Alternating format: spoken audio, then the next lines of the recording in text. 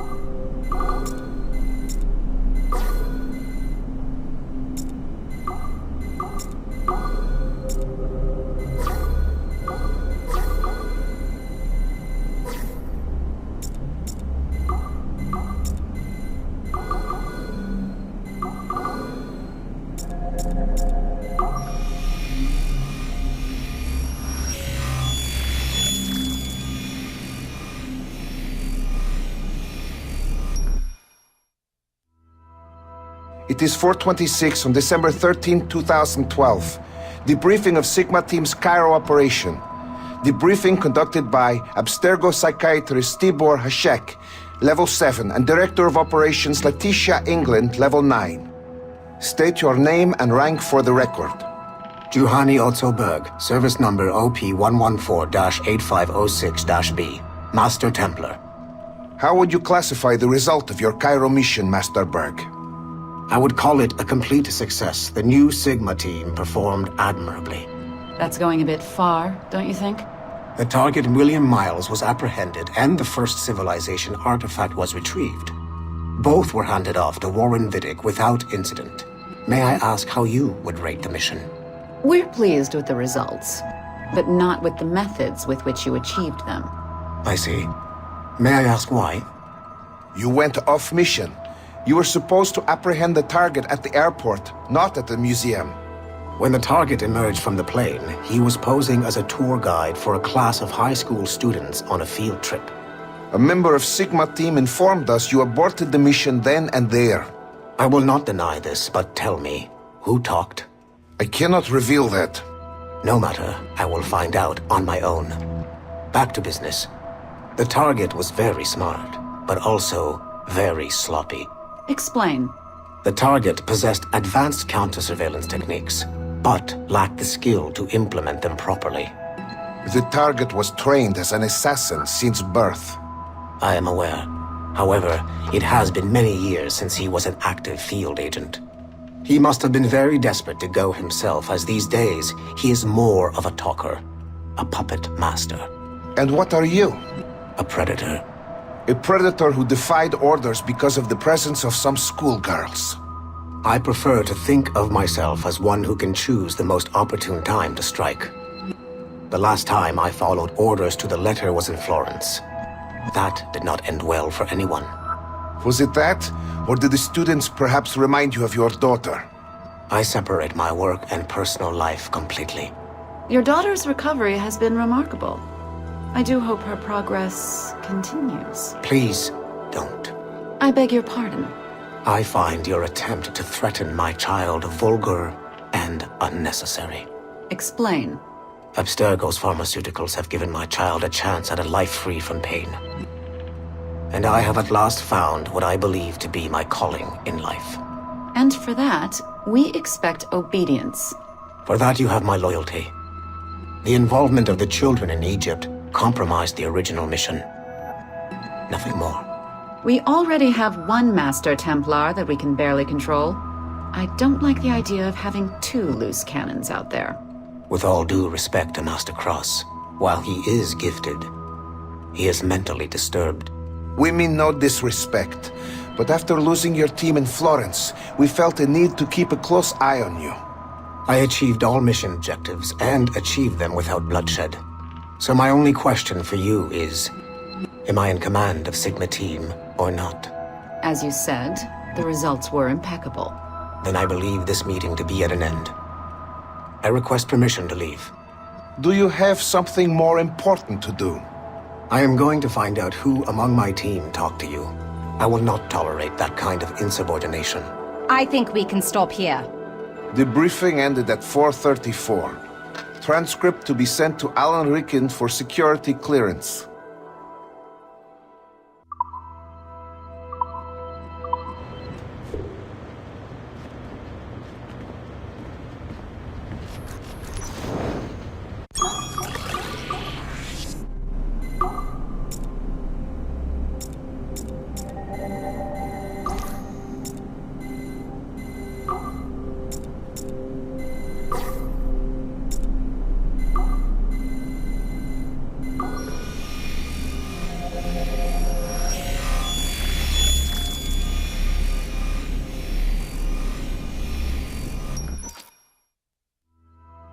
Given the nature of our current investigation, I have been looking at other assassins who, despite themselves, have helped the Templar cause.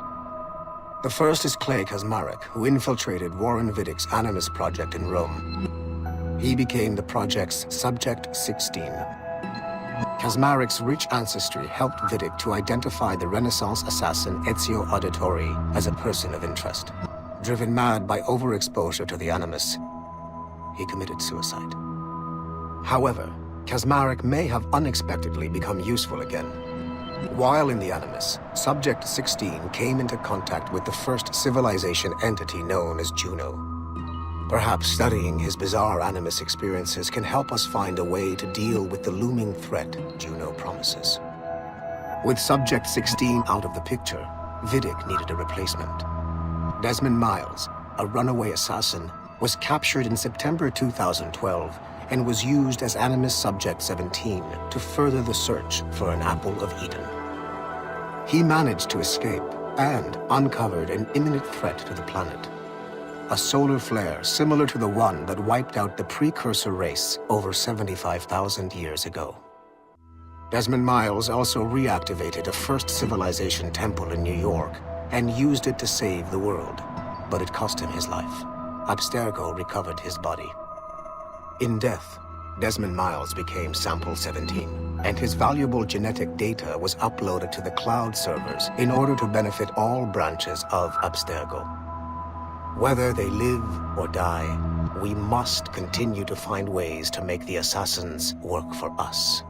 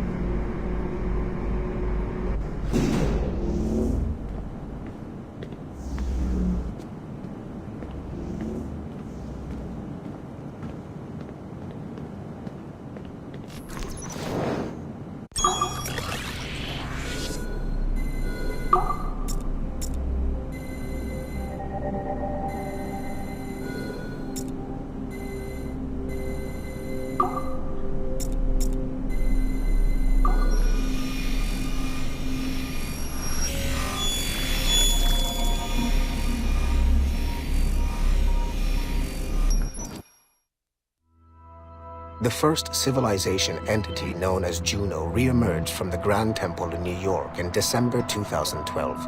Although no longer a corporeal being, she exists as a kind of digital consciousness somewhere in the Abstergo cloud. To accomplish her goals in the real world, Juno uses two types of people. The first is another precursor consciousness that emerges in a human being at random. This person is commonly known as a sage. Juno also holds sway over a group of disciples called the Instruments of the First Will, who believe it is humanity's natural role to serve the first civilization. Abstergo is currently using the First Will as a cheap and hands-off way of acquiring pieces of Eden and other relics. However, I suspect that the reverse is also true, that they are using our resources to locate objects that will help them further their own goals. I do not trust them, but for now, all I can do is have DaCosta monitor their activities. Juno's motives are unclear. Although she has made one attempt to possess a corporeal body, she appears to be more powerful as a digital entity.